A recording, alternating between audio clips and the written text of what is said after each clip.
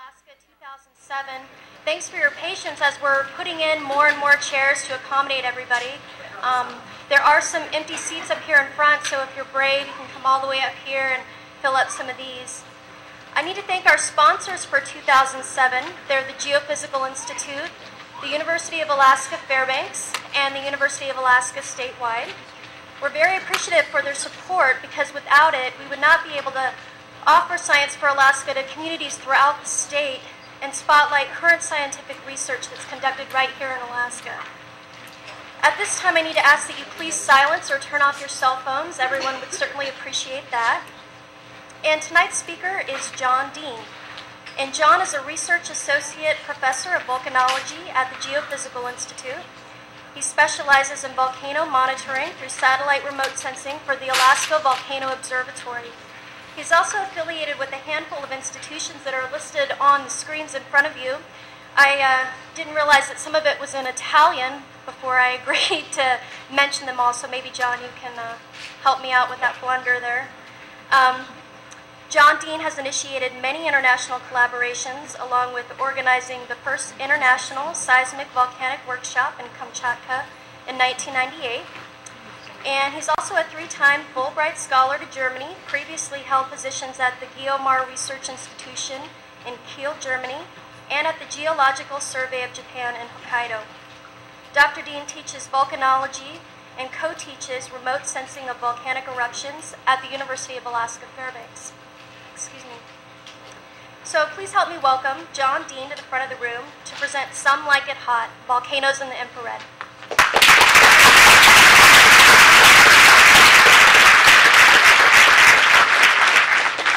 Thanks, Amy. I'd like to thank you all for coming out on this warm and slippery night, and I'd also like to thank our sponsors for making this possible. And to answer her dilemma, that's Istituto Nazionale di Geofisica e Volcanologia, and that translates to the National Institute of Geophysics and Volcanology. All right, without further ado, volcanoes are something that has captivated mankind throughout history. And one of the best ways to judge what a volcano is doing, it's very intuitive to think this, is chemistry, or is its temperature. And that temperature will tell us things about its chemistry, how the volcano is changing, can give us ideas about its plumbing system.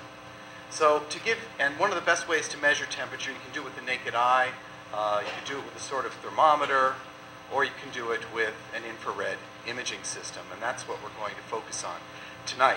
What you see here is an outline of the talk. First, we're going to talk about the history of volcanoes, starting with mythology, and we'll focus first in Italy, where I've done quite a bit of work, and then in Hawaii, and then come to Alaska for all three parts of the talk. First the mythology, then the history of volcanology, and then we'll go through examples of the volcanoes in the infrared and how the work in Italy and in Hawaii, we could bring it back to Alaska to better understand Alaskan volcanoes. So let's start with the mythology.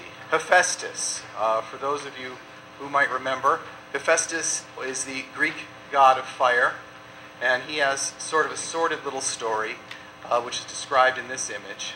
His mother, Hera, was disappointed with him at birth for a variety of reasons, mostly because he was said not to be very attractive and have a deformed foot. And so she cast him from Mount Olympus, where he landed in the ocean near Santorini volcano.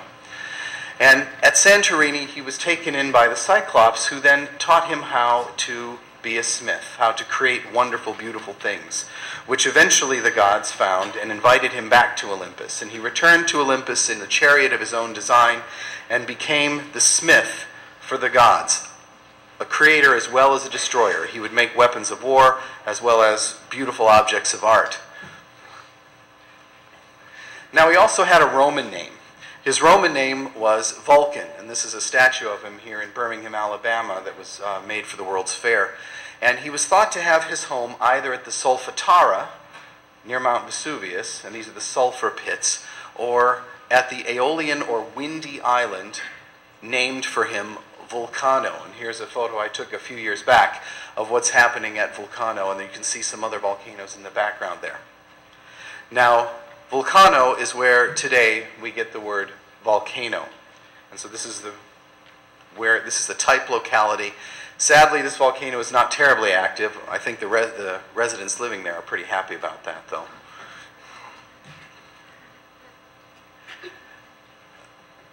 There weren't just only gods of fire, also goddesses. And when we go to Hawaii, we have Pele, the Hawaiian goddess of fire.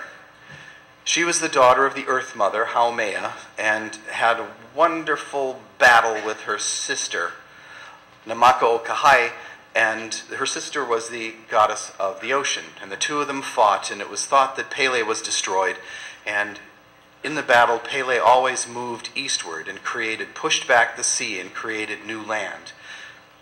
This is interesting because this follows the evolution of the Hawaiian Islands, which are younger to the eastward. And even in the native legends, they understood this simple process.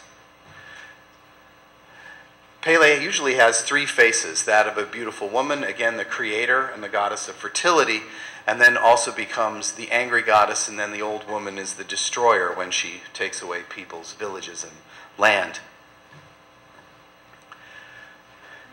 She's created quite a few islands, and as she was fleeing her sister, she settled in the crater Hale Ma'u, which means house of fire, on the big island of Hawaii. This is what it looks like today. There has been often an active lava lake there, but currently it's pretty quiet. Now, although there is no real proof that people were actually sacrificed to volcanoes, it's pretty common to make sacrifices of some sort, usually food or flowers or something, to appease the goddess, to get some goodwill from her. Similarly, in Alaska, we have Chuga Naidoc. She's the Onangan goddess of fire. The Onangans are the people living in the Aleutian Islands, and she lived at the volcano named for her, Chuga Naidoc, and then had an associated peak next to it called Tana. The Aleut legend says that the first man and woman were thrown from this place to the sea from the summit of the volcano, so that suggests that it was active. And these volcanoes today are called the birthplace of the winds. So much like in Italy, the Aeolian Islands, the windy islands, where Stromboli and Volcano are, these are also the windy islands of the Aleutians. Sadly, the Aleutian culture suffered quite a bit from invasion of different cultures and war, and much of what happened, or much of the legends, have been lost. Everything was given by oral histories. But today, and this is a shot from a few years back, Mount Cleveland, as it's called, is still a holy place for the Onangan people. Let's look forward to the history of volcanology here, and much of this started with the mythology and grew from superstitions and people making some very silly mistakes into the science that we have today. One of the first volcanologists was Aristotle, and many of the terms that we use today were derived from the Greek, such as crater, which comes from the Greek word for a cup, or tephra, which comes from the Greek word for ash. Progress in the science was also driven by catastrophes. And in this case, the AD 92 eruption of Vesuvius, which destroyed Pompeii and Herculaneum, drove a lot of the original work done by Pliny the Younger and Pliny the Elder, and inspired people to understand what was happening with volcanoes.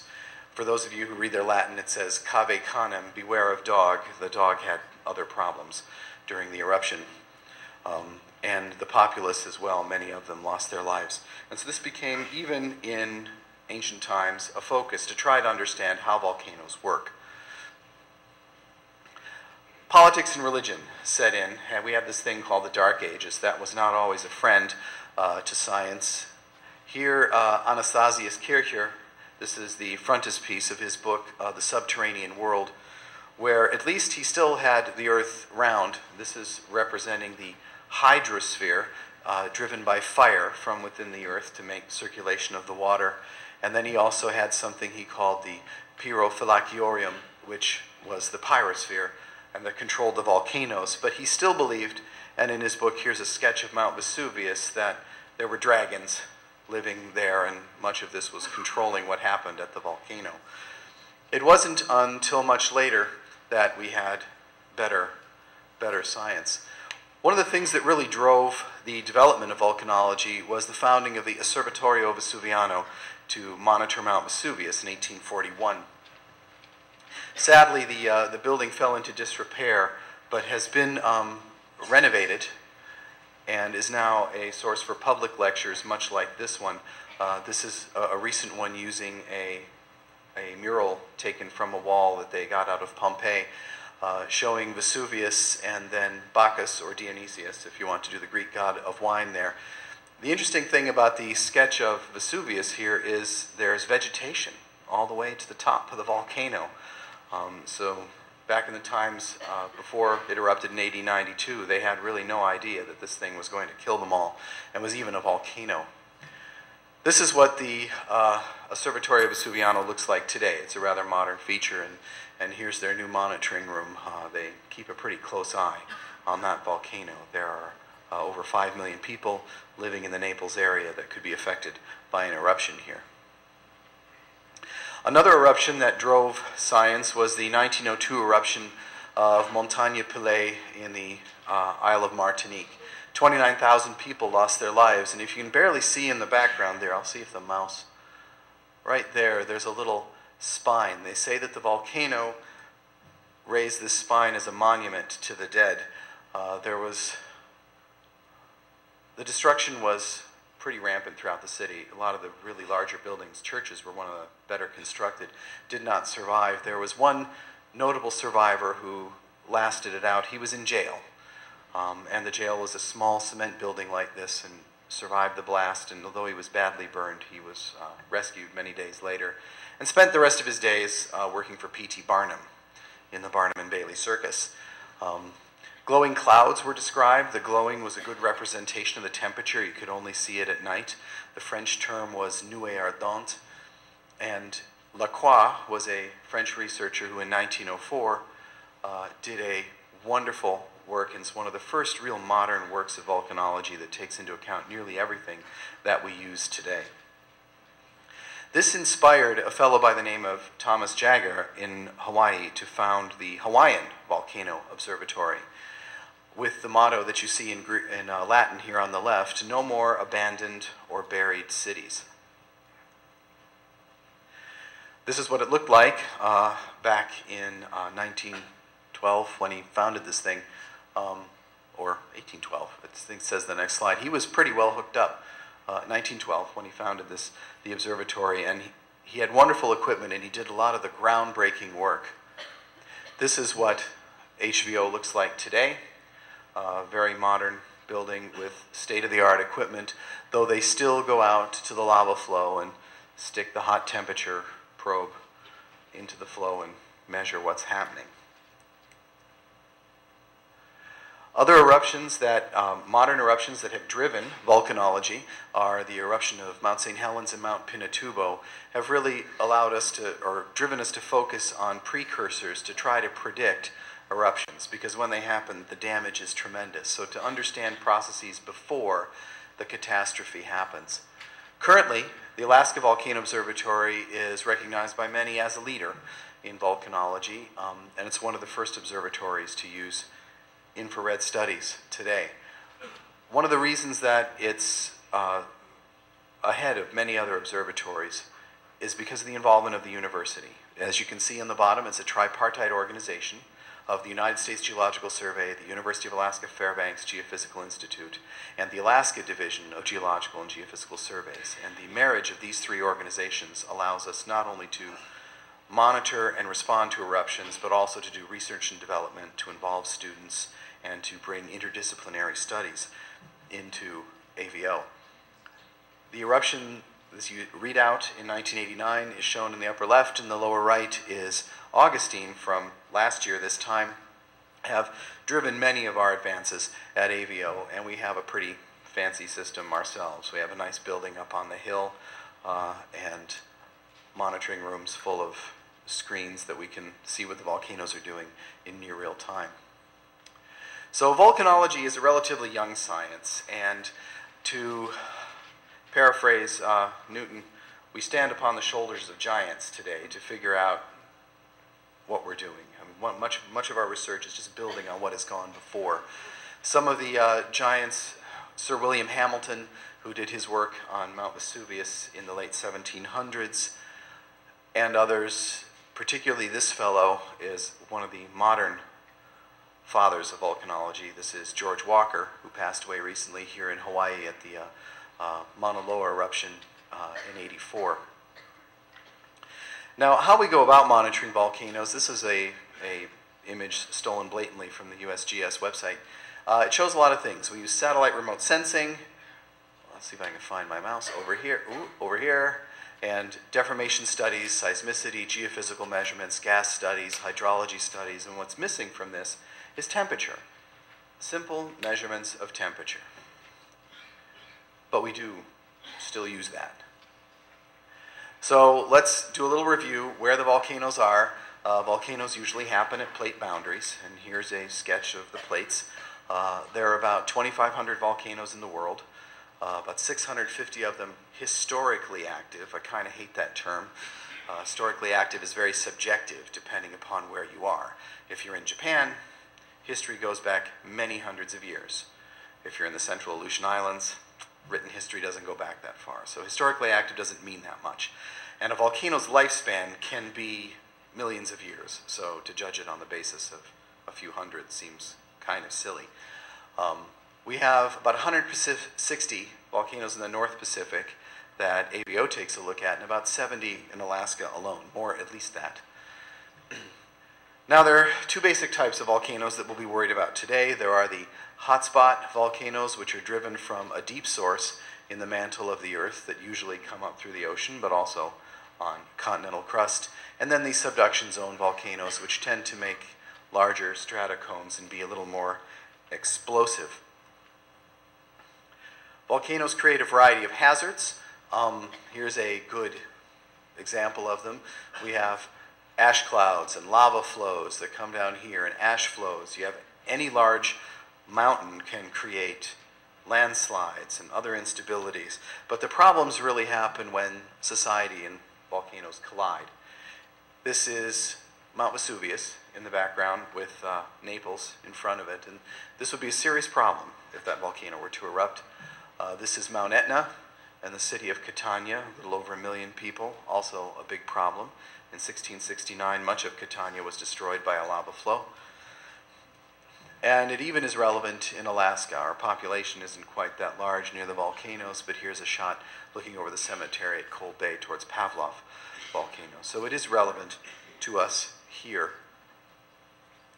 So, a little more than taking a volcano's temperature. We used to just run around with these large metal rods and stick them in the volcano and get a temperature measurement. We even still do that today. I took this photo a couple years ago at Volcano.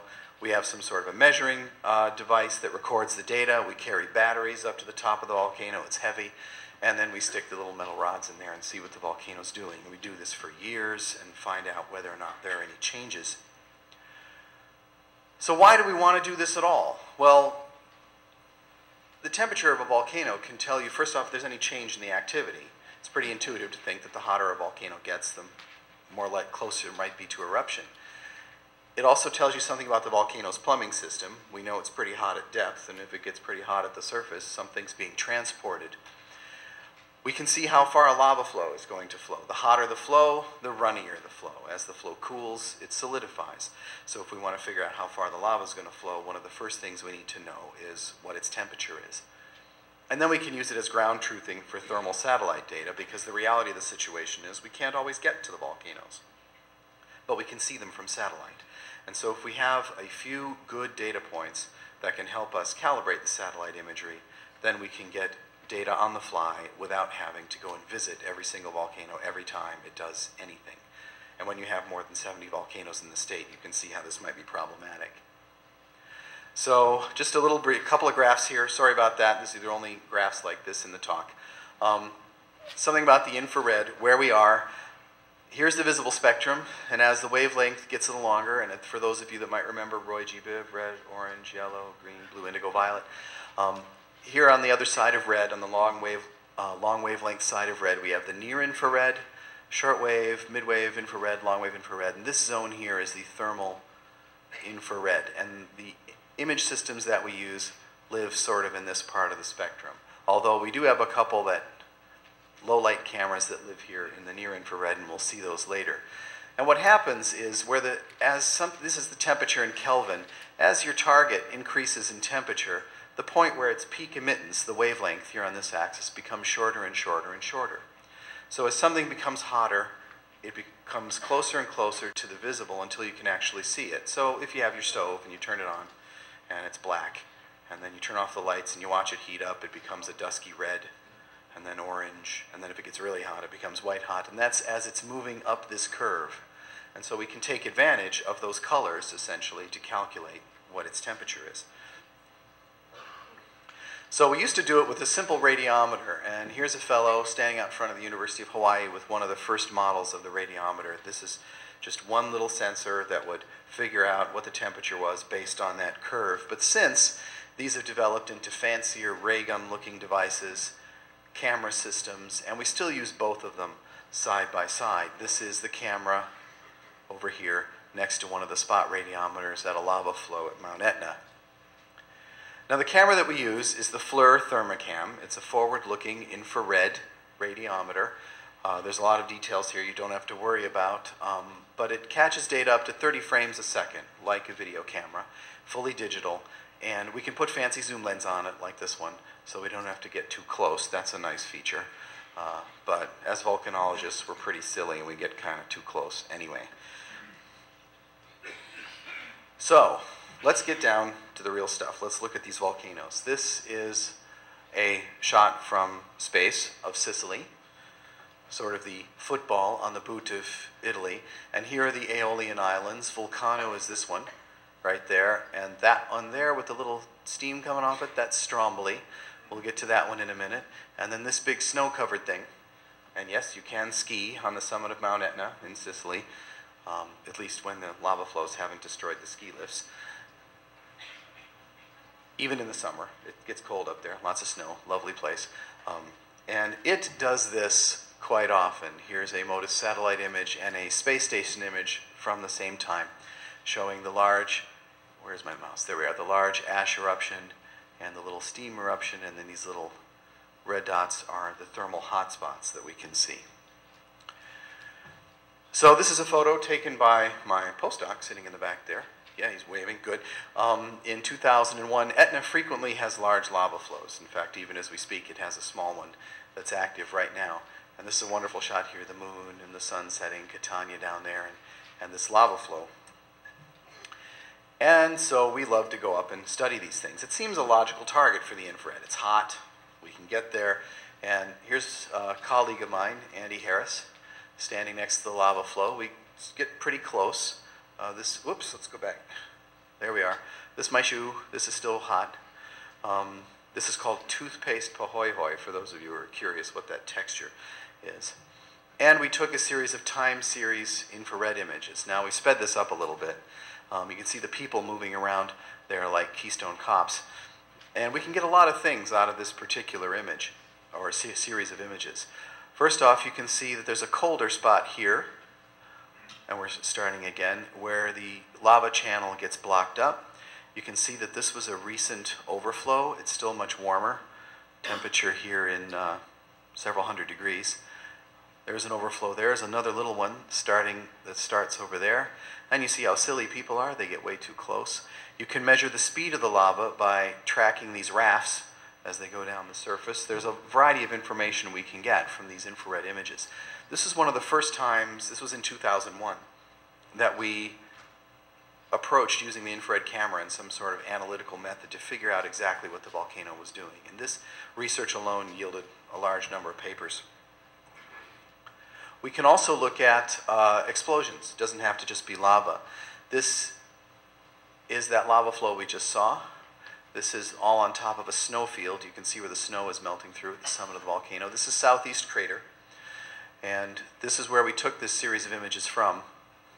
And we can see little explosions. There's no fresh lava coming out here, but the different gases have different thermal properties, so we can see them with the camera as they erupt. And so we can figure out how much, what periodicity they're having. We can measure how fast they're coming out of the volcano. Do this long term, we can detect very small changes. And in fact, the Italians, and I'm sorry this is kind of not a very exciting picture, but at this website, and I believe we have a series of links hiding back there somewhere, at www.ctingve.it, you can get to this camera, and this is an active infrared camera running now 24/7, pointed at the summit of Mount Etna, and they make measurements every day, rain or shine, to see what that volcano is doing. So let's move on to Stromboli, my personal favorite. I've used this volcano to study a lot of analogs in Alaska. It's in the middle of the Tyrrhenian Sea. It's the northernmost of the Aeolian Islands. This is what it looks like from a sort of a spy satellite, actually.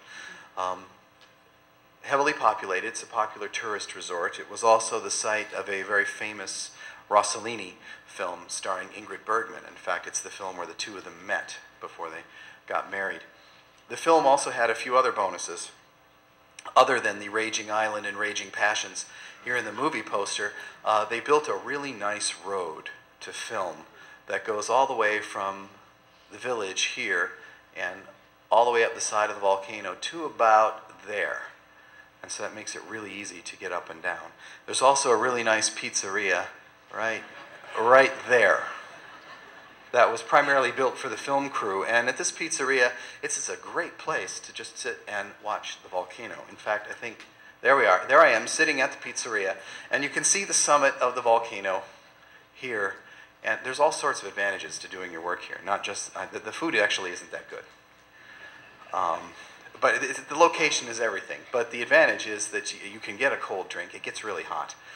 And you have electric power. You can plug in all your equipment. And with zoom lenses. And you're far enough away that you're probably not going to get hurt. But we do occasionally climb to the top, which is a grueling trek. It used to be something that the tourists love to do. They don't do that anymore. We had a little boo-boo. We'll get to that in a minute. And then when we get to the top, we set up all our instruments pointed at the volcano. Now, you can't really see where the activity is from here. So, whoop, we went the wrong way. Come on. Okay, where all that equipment was a moment ago. See, this is the problem with this thing. Come on, be good. Where's my mouse? Okay, we'll turn that around so we can see which way we're looking. And the mouse is not cooperating. No, it's not cooperating. So we'll go to Plan B. Plan B, where all those instruments were was right up there. That's where we stand. I hope you can all see the middle screen. And these craters here are these craters here. I've turned the field book around so it makes the right sense. Okay, so this one here is that one there, and that one over here is there. And one of the things that the infrared allows us to see is to see through all this little steamy stuff in there and figure out where the vents are. Here on this graph, we don't want the vents here. Are they there? Are they there? Where are the silly vents? If we look at the infrared image and overlay it, we can see, aha, there's a warm spot there, and there's a warm spot there, and there's one hiding over here. So we can use it in instantaneous mode just to take a look at what the volcano is, where the hot spots are, where it's active, where it isn't. This is a panorama from the top of the summit area. Here's a little eruption happening. Crater 1, Crater 2, and Crater 3.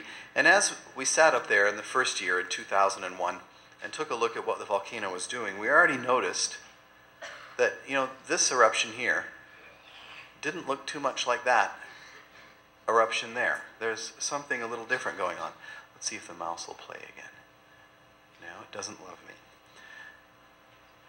These are what these things look like at night. We take advantage of filtering out the sunlight and the temperature here. The lighter colored stuff is hotter than the darker stuff. And this is what they look like during the day. There's a little rule of thumb I like to follow. I take how high the eruption plume is, and I make sure that if I lay that thing down on the ground, I'm at least that far away. We violate that a lot, but that's a good rule to stick with. And so I'm going to recommend, this is a wonderful place to go and watch volcanic eruptions, but try to really stick with that rule. But what are we looking at here? What we're looking at is just a pile of loose scoria, or just clinkers, tephra, choking the vent. This is a shot I took back in 1991 when I was way too close. And there was no open vent there at all. It was just a big black pile, and all of a sudden this orange stuff came right through the middle of the vent. And so normally, when you look down there, that vent doesn't look all that hot. It's a few hundred degrees, can be as high as 700, and then occasionally this stuff blows through. Let's get to the fun stuff. This is what one of these eruptions looks like at the 30 frame per second in real time at Stromboli. So what can we get from this image? Well, first we're violating our rule. This is about 500 meters up and we're at 500 meters distance, so we're a little too close. Second, we see that, well, the temperatures don't seem that hot. They get there, but you have to remember that a pixel on the camera at this distance, and this is our safe distance, is a whole lot larger than those little hot things coming out of there, which are only a couple inches across. And so what we're looking at is an integrated temperature with a lot of background air that's somewhere around 0 to 10 degrees C. So you got to mix that up. We can see how fast these things are coming out of here. One of the early thoughts about how Strombolian eruptions work is that it's a single bubble. There's a bubble that comes up through the magma and pops at the surface. Does this look like a single bubble to you? No, it's not. It goes on and over and over, and it pulses and it has new bursts, and it's a whole lot more complex than a single bubble. So this is one of the first things we got out of it. We can also measure how fast the particles are coming out. Before, from photoballistic studies, there were only 3 actual cases of velocity measurements of these things from photoballistic studies. Now we have literally thousands that we could get from this imagery. We can also see how fast they cool, and we don't see a whole lot of gas here. So we thought, this is odd. This is just the spattery one, the one with the fresh magma. We'll call those type 1s. This is what they look like during the day. This is the exact same time, visual photo. And you can see the frame. Let's see. Come on, mouse. Come back. Yay, there it is. So all you can see is these little spatters. It's not all that dramatic, is it? Kind of disappointing. And for the tourists during the day, that's a real bummer, that one, unless they have infrared cameras. But then we have these types of eruptions. Now I've slowed this one down a little so we can appreciate some of the things that are happening. This one is going at a little less than half speed. This is a type 2 eruption. What we have here, we have the spatter that we had in the type 1, but we also have all of this ash and gas coming out of here. Is the mouse going to behave? Yes. And it comes up, makes little mushroom clouds, it rolls over, completely different velocity, completely different way it expands. We can take advantage of that and measure adiabatic processes, how much heat is being transferred to the atmosphere, and how much gas and ash is being churned out of the volcano at that time. The other thing we noticed is that the spatter and the ash, they don't really care what the other one's doing. They are acting completely autonomously. And so we called these type 2 eruptions. And this is a type 2A because it still has quite a bit of spatter and a lot of vertical drive to it. It goes out of the field of view here of the camera. This is a type 2B eruption where we have a little bit of spatter, but not too much, and these roiling clouds that immediately start to drift to the side. They're hot, but they cool very rapidly. The temperatures here are very low, and they just sort of, they don't make as much sound. They don't roar. They sort of hiss, and this cloud appears. What they look like during the day, we have a comparison here of the exact same time in the visual and in the infrared, is a little black, ashy thing like this. Now during the day, these are very popular. At night, you hardly see a thing. So it really depends on how you want to please your tourists there. So from this, we were able to figure out what was happening at the volcano. So in the type 1 case, you had, and there's several bubbles below this guy here. There's the mouse again. But a bubble bursts, and there's almost no backfill of debris. Debris comes up, goes down, and it chokes the vent. And for the type 2A and 2B cases, it's really a function of the size of the explosion of the degassing. Larger bubbles blow away the debris that's choking the vent and bring a lot of fresh material. Smaller eruptions just sort of get to the top and fizzle through the debris and bring a little bit of ash with. So this is the sort of thing that we learned from the volcano and then brought back to Alaska to volcanoes like Shishaldin or Mount Cleveland, which we'll see later. In late 2002 through 2003, Stromboli changed, though, from this typical activity that you see here to a large explosion that it had on the 5th of April, 2003. Fortunately, most of the debris fell on the city on the other side, Ginostra, and there was only about 40 people living there, and it was a Sunday morning at 9 a.m. when this happened. Most everyone was in church, so no one was killed. A few houses were destroyed. There were no tourists at the top, otherwise they all would have lost their lives. But this is my friend Luigi, who is still alive today because he was wearing this climbing harness at the time. He was in the helicopter with the infrared camera when this explosion happened. They were, in fact, took this photo after they pulled him back into the helicopter. The explosion pushed the helicopter sideways so quickly that he fell out. And yeah, so he was wearing the climbing harness, so that's a good thing. And so he's all right. And he didn't drop the camera, which is really good because they're really expensive. This is what it used to be like. We used to go up and spend the night on Stromboli, and this was a webcam, the webcam installation, and here's the infrared camera. And this went up for another couple of meters, and the tourists would sit up there and throw rocks down at you. It was kind of not so good. They're not allowed to go up there for much time anymore. This is what happened. This is what it looks like after the eruption, and this is the top of the volcano. It was blown away. I'm surprised actually there's this much of the webcam left. We're looking from the other side in this image, but we still do climb to the top. This is one of the boulders that was thrown about a kilometer from the vent, and a crater, and our guide. We always have to be accompanied by a trained guide when we go to the top now. This is Zaza, who is one of the better alpine guides there. So we had to do things with the helicopter, and I just sat in the seat like a normal person. I didn't like to sit on the skid with the climbing harness like Luigi because I didn't want to fall out. And we still climb to the top on occasion, but mostly we do things using the helicopter during the eruption. And what happened is all the explosive activity after that big eruption at the summit stopped. And instead, up here, a lava flow started to come out and ran down all the way here and all the way to the sea. We call this the Sciara del Fuoco, or the slope of fire. And when you're standing up there, this is what this little shield of lava looked like before everything came off. But it was very difficult often. This is a very steep slope. It kept failing. It created a small tsunami, and debris was constantly falling into the sea. And we couldn't really see we figured the lava flow was there somewhere. But can we see the lava flow? Well, if we bust out the infrared camera, there we go. We can see right through that stuff and map the extent of the lava flow and track what it's doing. Get a little closer.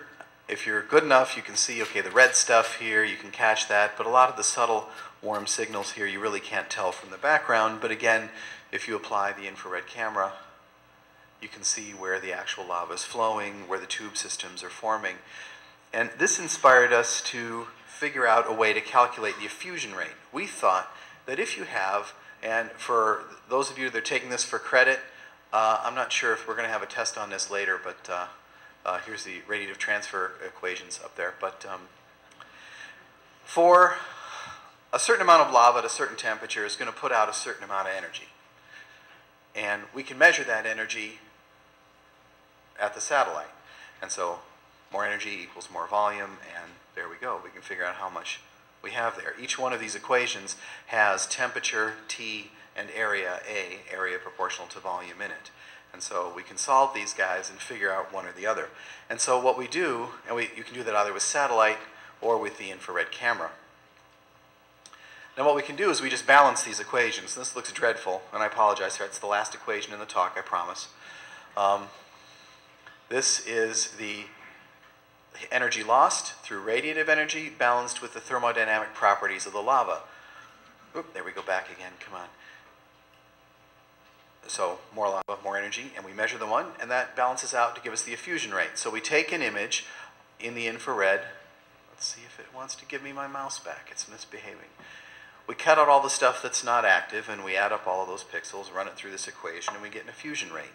And this became very, very useful to monitor what was happening at this volcano, but we could also directly apply it to eruptions in Alaska, like at Augustine. This is what it looked like when the sun started to go down, so you could see things. This is one of the places they allowed us to go because it was safe enough. We weren't allowed to run out on that slope, though. That would have been bad. The reason that would have been bad is because this is the front edge of the lava flow here, and it kept failing. It was so steep on that slope that the lava would build up, and then it would collapse and run down the volcano, make these wonderful little feathery patterns. The mouse was there a minute ago. Whoop.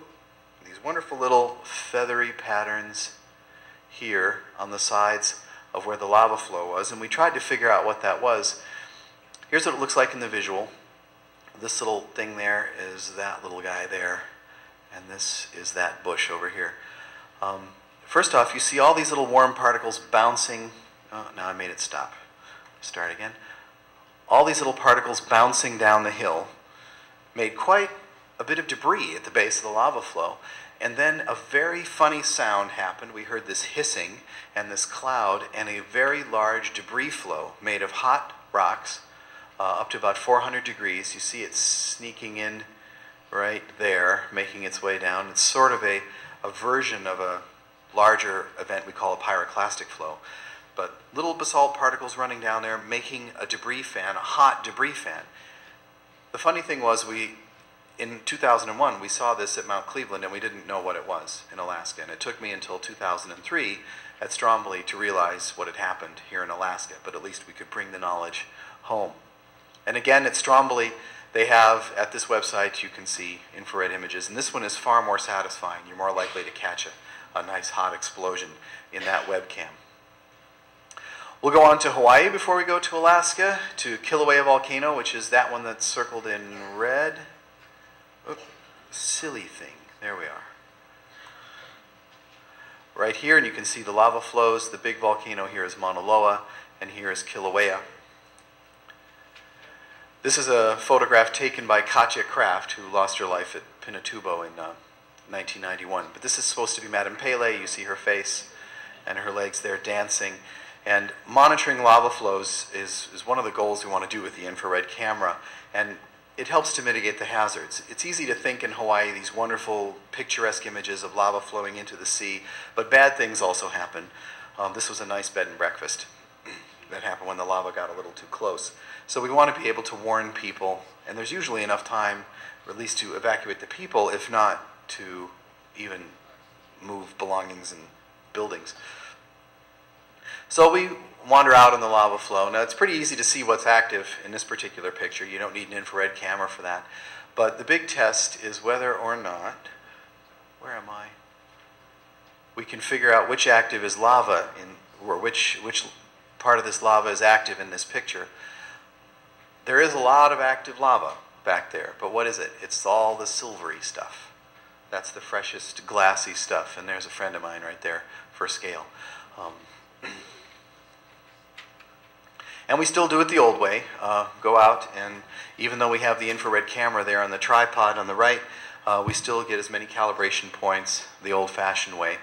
This is an ex-graduate student from Alaska. She graduated here and is now working in Hawaii, and my colleague there, Andy Harris, measuring the temperature of that lava lobe. And we measure a lot of other physical properties, and we take them back, take samples back to the lab to figure out what their chemistry was.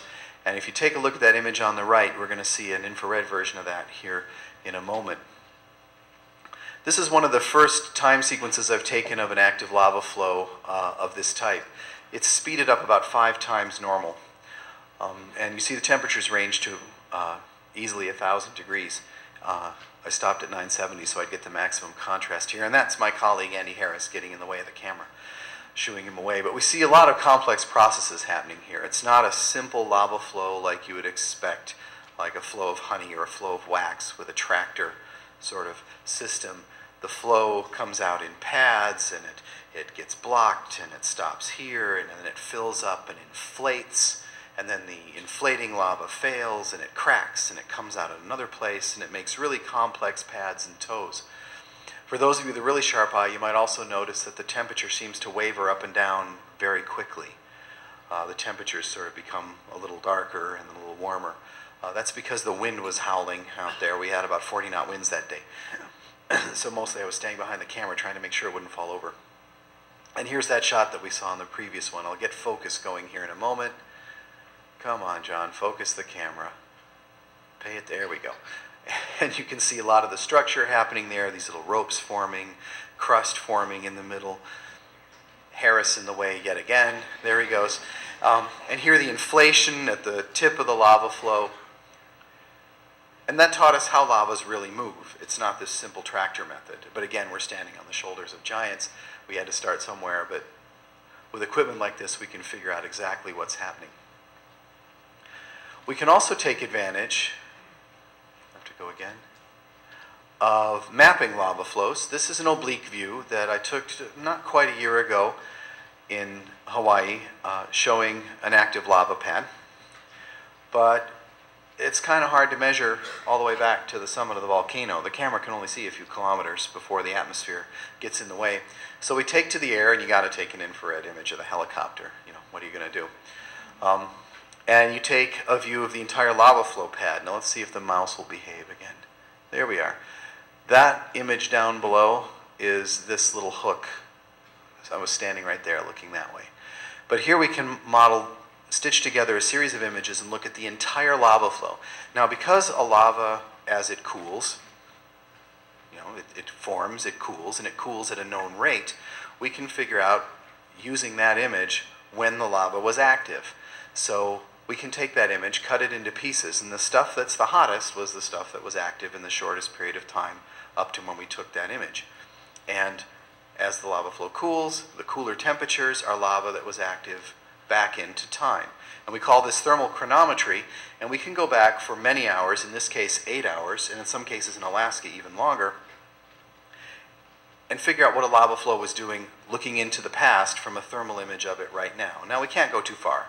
It's a matter of hours, maybe a day, if we're lucky. But still, if you can't get to a lava flow quick enough and you want to figure out what its eruptive history was and how much was coming out, this is a good way to do it. And just from this one, we can see that in the lower right, there was a lot of stuff active 8.5 hours ago, but here at point 2, at 10 minutes ago, there was not so much active. So this tells us that this lava flow was actually coming to an end. We can also look at gas. The way we do that, we climb to the top of the volcano, put on the gas mask, point it at the volcano. This image is looking into Pu'uo'o crater. It's the exact same field of view that you see down the lower right. There's no fresh lava coming out here, but we can see the temperature of the gas. We can measure the volume of the gas, the velocities of the gas, and figure out how the volcano is reacting with its surroundings, with its hydrothermal system, with rainwater, and how it's losing its magmatic gas. All right, where are we now? Okay, so we're finishing up with Hawaii, moving on to Alaska, but Hawaii is a good test bed.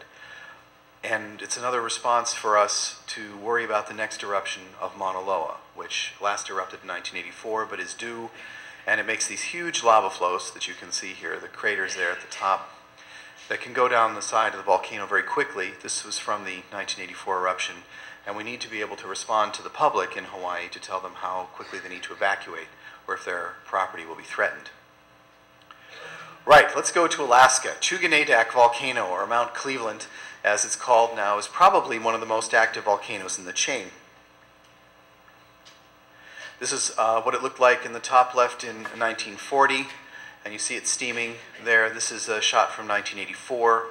This is from 2002, and you see the sulfurous gas sticking to the flanks of the volcano going down to the north. And this is the ash-covered summit next to its neighbor, Carlisle, in 1987. This volcano is really hard to reach. It's out in the central Aleutians. The best way to get there is by boat. And then you camp out. There's no people on the island. There's no infrastructure. And it's a long way from everywhere. It's a holy place. There are no Aleutian bodies. Usually the Aleutian people would make mummies, and they would put them around in all the other islands around Mount Cleveland. There are quite a few.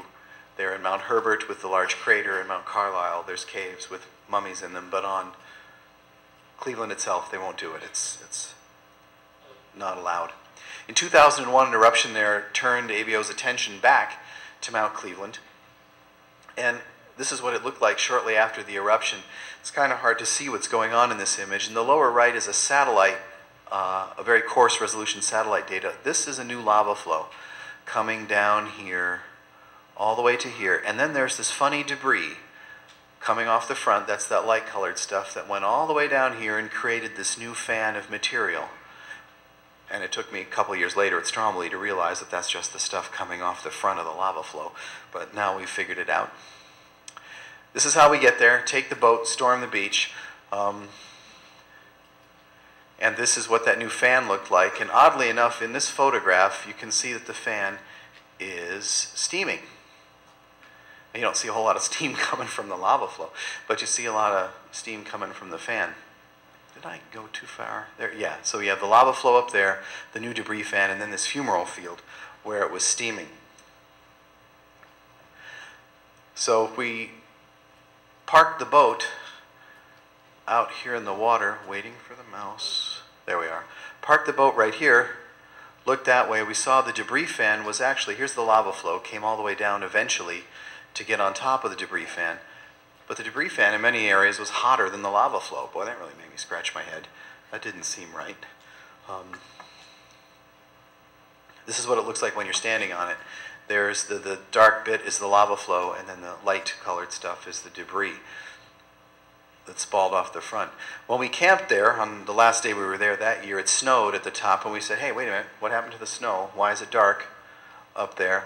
Got out the infrared camera, and yes, indeed, there were some warm areas.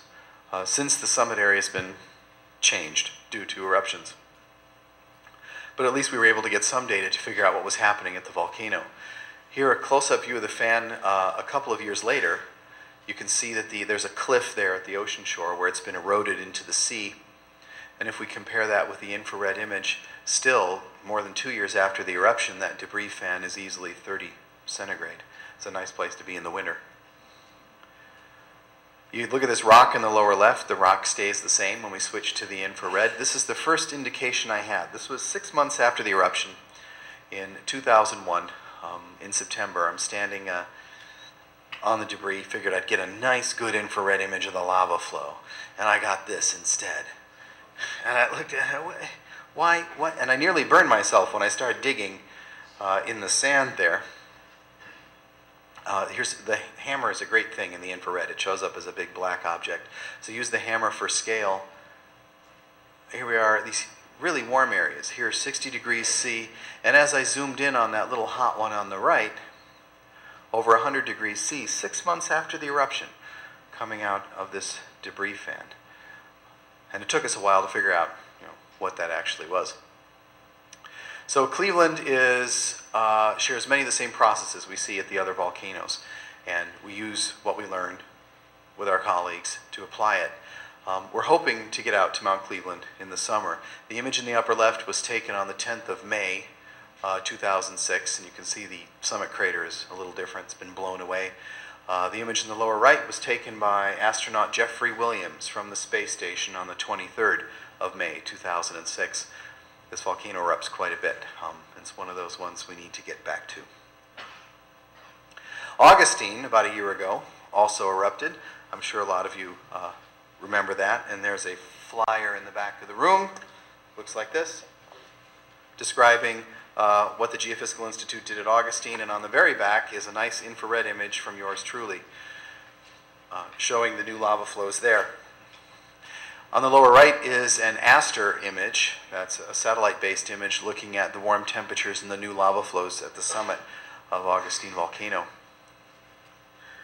This is a satellite image on the right from about the same view as the infrared image that I took from the helicopter, looking sideways out with the door closed. I graduated, and have the door closed. You'll just open the window and get the infrared image.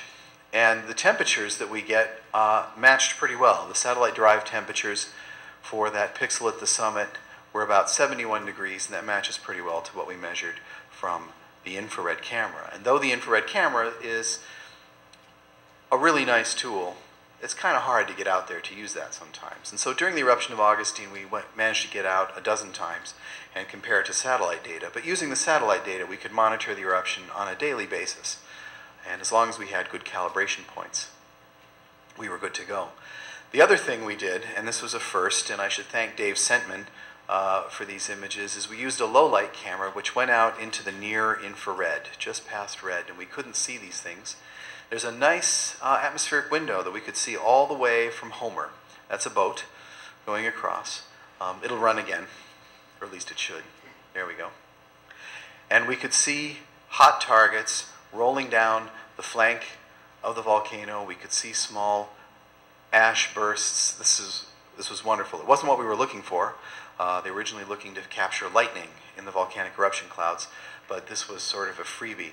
And so what we're doing now is figuring out how to calibrate this imagery. I have another one where we tried to match the Fleur palette, showing things spalling off the front of the lava flow and other little bursts happening at the volcano. And we're hoping to get actual temperatures from this imagery and then apply this throughout Alaska. Right, so that brings us to the end. I'd like to thank you for your time, and I'd also like to thank these people without whom none of this would have been possible. Do you have any questions?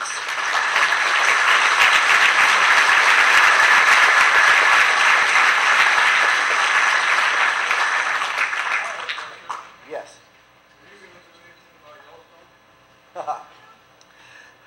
Okay, I was asked if I'm going to do anything about Yellowstone. A little bit of history to that. There are 5 volcano observatories in the United States, and one of the youngest is the Yellowstone Volcano Observatory, and there have been people who have used infrared cameras to study the volcano. Yellowstone is a hotspot type volcano and very large system with a very long periodicity.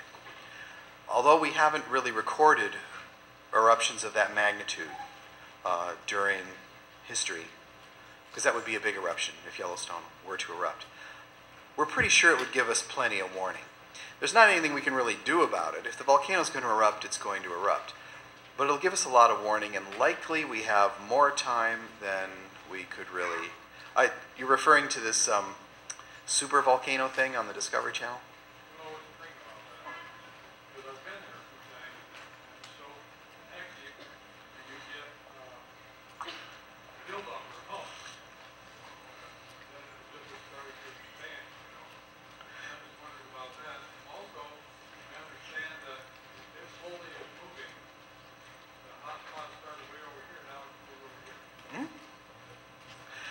Perfectly normal. Volcanoes breathe, and they have lifespans of millions and millions of years.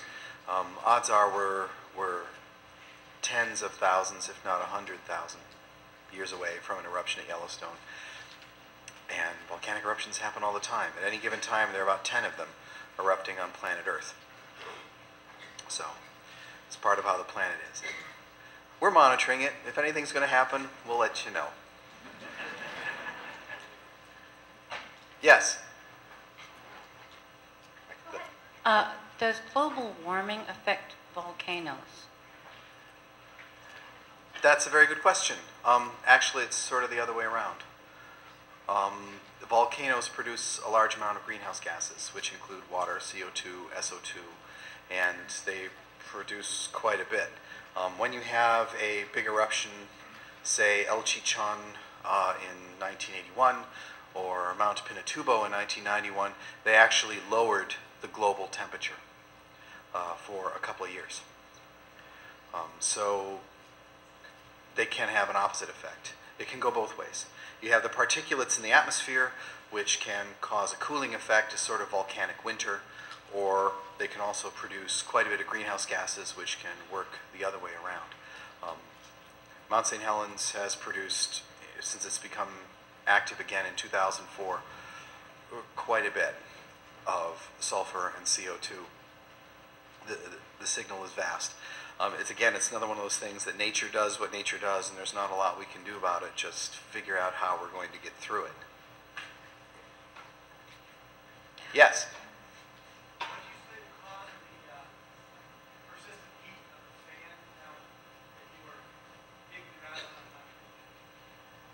Yeah, the cause of the persistent heat at the fan at Mount Cleveland. Most of that was likely from very, very large chunks of lava that fell off the front. We had pieces up to 7 meters in diameter coherent pieces of lava that fell off of that lava flow. Some of them may have even been thrown from the vent that were then buried and insulated. And then you have a lot of meteoric water causing convection through there and carrying the heat away from these blocks that are at 1,000 degrees plus minus. And they're just, buried there like coals in your ash stove that can go for days, but on a much larger scale. Well, if they're active, they take care of that usually in the first time round. That shot we saw at Mount Vesuvius, that fresco that was on the wall in Pompeii, where it was vegetated to the top, well, it hasn't been vegetated since AD 92. So it's sort of a one-time shot. I imagine it could be significant up to a point. It really depends on the situation. There was this dreadful film called Volcano. I don't know if you remember that. The Coast is Toast, Tommy Lee Jones, where a volcano erupts right in the middle of Los Angeles. Don't get me started. But one of the interesting things that happened there was involving what happens if a volcano encounters something like the La Brea tar pits, or a large source of methane, a swamp. And there are volcanoes near swamps. I imagine that could cause a very large local problem and extra combustion of gases. Pyroclastic flows have made firestorms through Vesuvius or through Pompeii when they came down there, and yeah, it would be a large local problem, but relatively short-lived.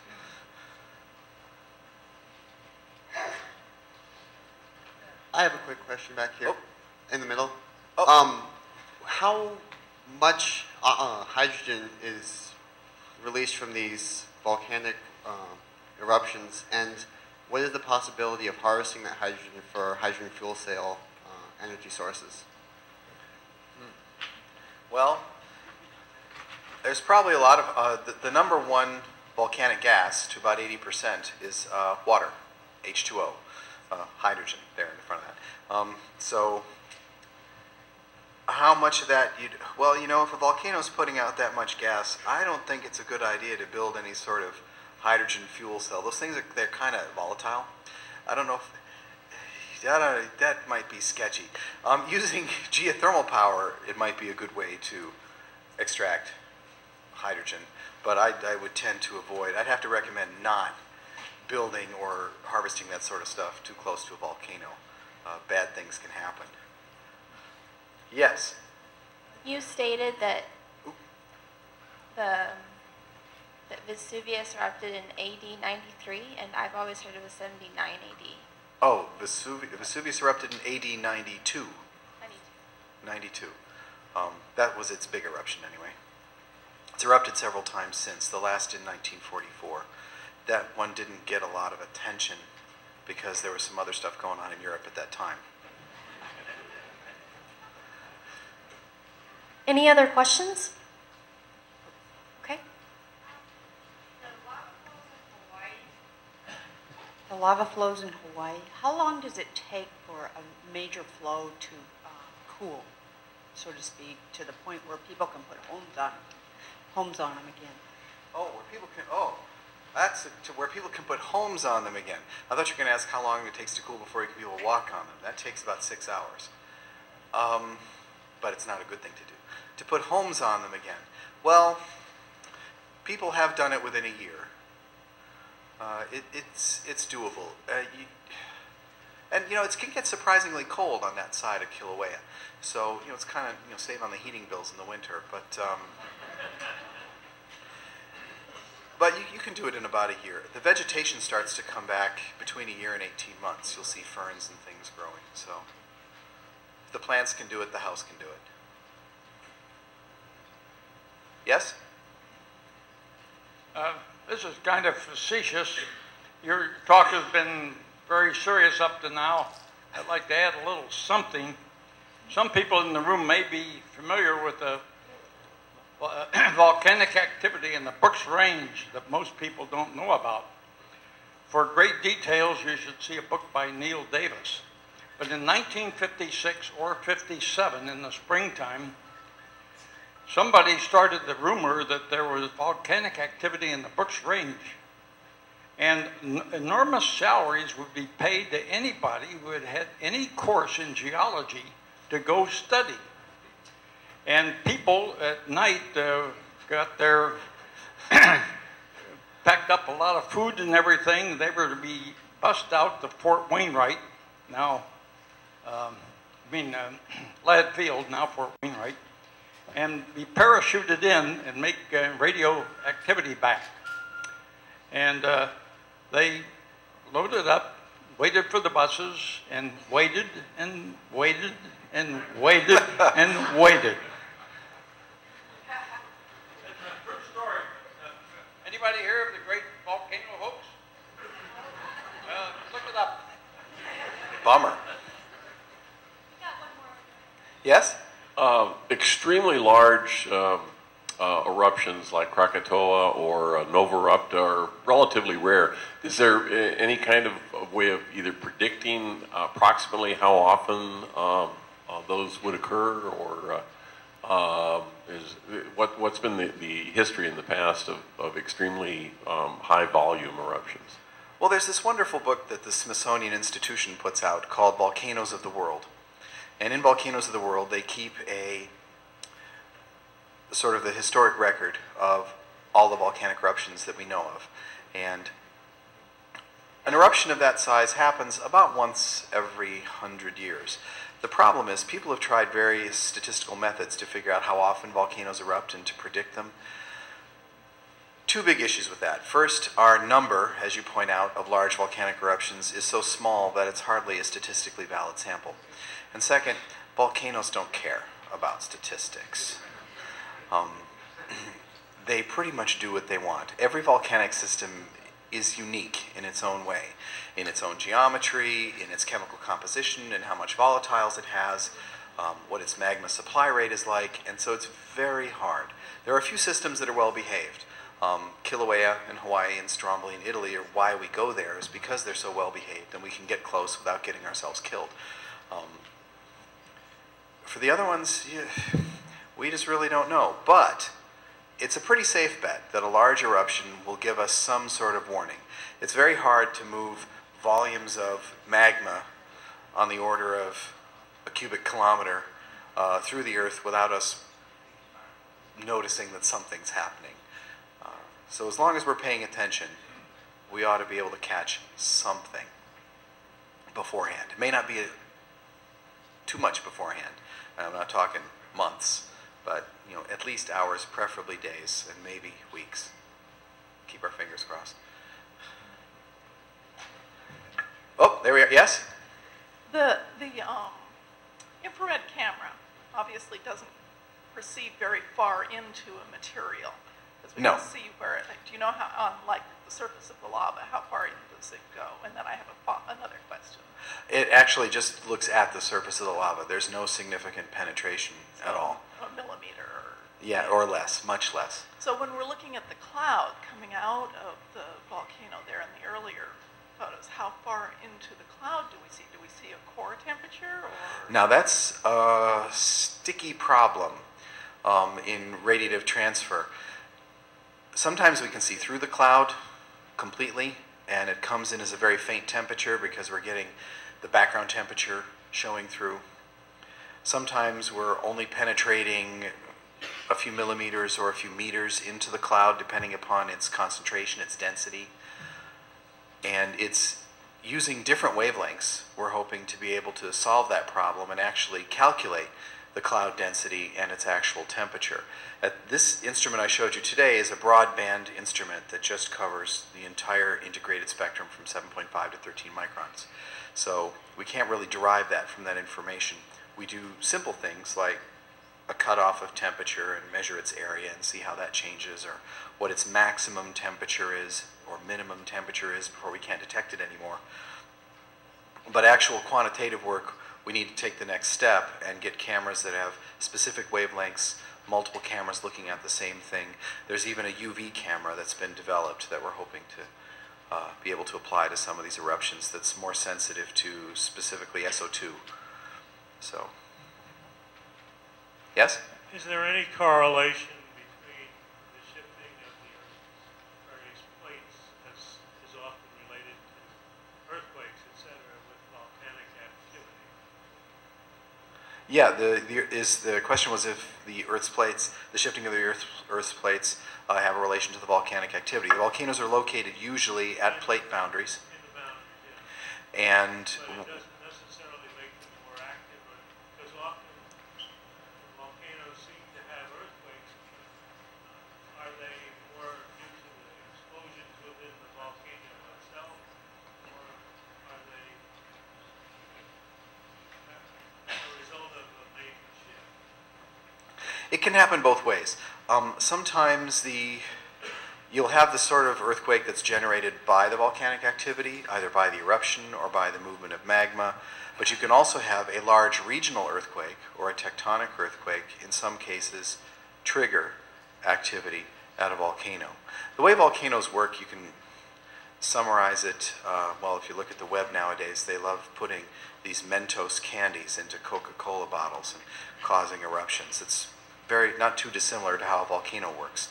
Another way you can think about it is, shaking up a Pepsi can before you open it, and then you get a big mess.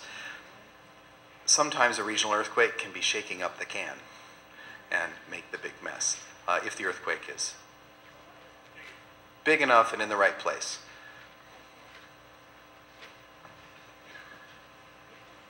I think that's it. Okay, thanks again.